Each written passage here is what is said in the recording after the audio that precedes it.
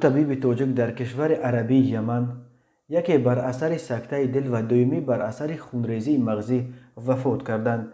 جمشید بیگالی و سید محیدین توشف 49 و 56 سال داشته.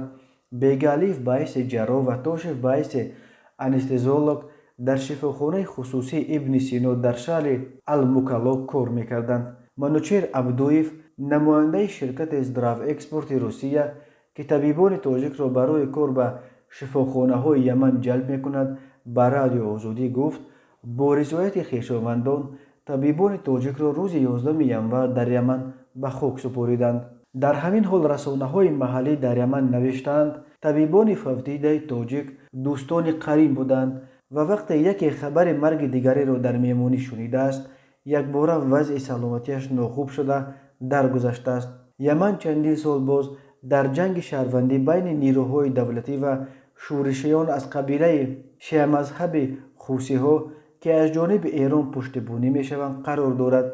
با این وجود دهها طبیب تاجیک از جمله زنها در این کشور جنگ زده کار می کنند. منوچهر عبدویف گفت در پی ناآرامی های آخر بسیاری از طبیبان تاجیک اینجا را ترک کردند. به حساب او حالا از 50 تا 80 پزشک تاجیک در یمن باقی ماندند.